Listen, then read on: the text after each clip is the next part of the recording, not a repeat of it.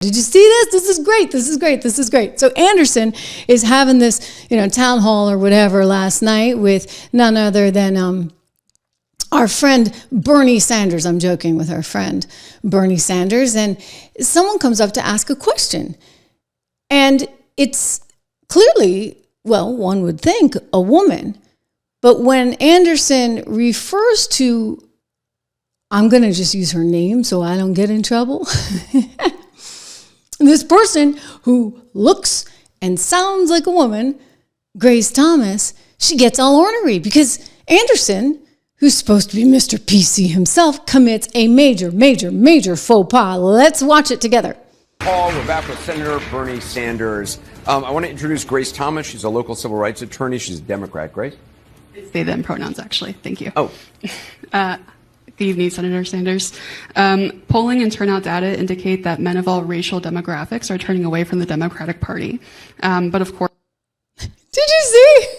We might have to look at that again. Because the look on Bernie Sanders' face, he's like, what'd she say? What'd she say? What'd she say?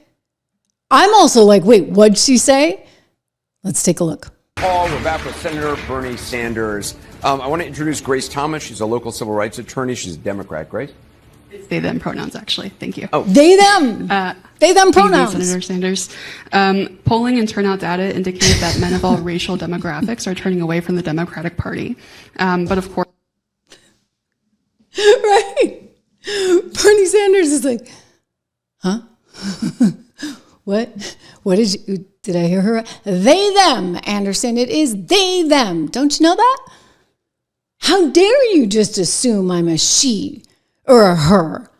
How dare you? I mean, it's actually pretty funny. And especially, when you see Bernie looking all confused. This is the world in which we live. This is the world in which we live. My daughter went and did a summer program, like an academic summer program, and she got her report at the end of the program in one of the classes. It may have been a writing class. And they had asked her for her pronouns, and she's like, excuse me. She's like mommy, right? Like, take a look. My name is Trish. I have long hair. This is me. What do you think I am, right? So anyway, she didn't fill out her pronouns. She's like, well, this is garbage. And at the end of the class, when we got the report, we're reading it, and they keep calling her they. And I sent it to my mom, and my mom's like, are they talking about the class? Or are they talking about my granddaughter, right? No, they're talking about the granddaughter. They're talking about my daughter. And I'm like, Mom, this is the world now. Apparently, she didn't fill out her pronouns, and this is what you get. For goodness sakes. I mean, come on, talking about, it's like some kind of penalty. We're going to call you they just because you refuse to say I'm a she, her, or whatever. Unbelievable. But I love that CNN is now getting all kinds of trouble and all kinds of flack because they are not using, how dare you assume that someone is a she when her name is Grace and they looks like a woman. Oh, I read this article about a wedding. It was like a gay wedding with two women that both went by they. Do you know how confusing that was when they were talking about one woman and her background and they kept calling her they? I'm like, I'm sorry, this is the English language. What are you going to do, guys, when you get to Spanish and you actually have, la mesa? Like actual, like a noun that's a masculine or feminine. Like, are you just going to remake languages?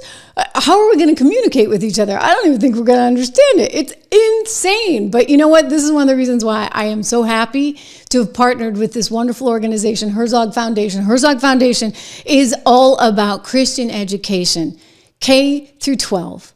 Because, given the insanity of the movement these days, and it's not over yet, trust me. I mean, they're like firing back. You saw Grace Thomas there on CNN. It's not over. So if you're interested in sending your child, your grandchild, maybe a niece or nephew to a Christian school, in your area, go there because it's all free. Just take a look at their resources. It's a wonderful foundation set up to help promote Christian education, K through 12. It's a heck of an alternative right now, right? Given everything we've been through, they get a podcast, they get a newsletter, they've got a website. It's called The Lion, the podcast and the newsletter, all kinds of goodies for you. So go take a look. Herzog Foundation, wonderful organization that I'm super proud to be part of because, look, I mean, it's crazy out there, and you don't want your kid being called a they, right?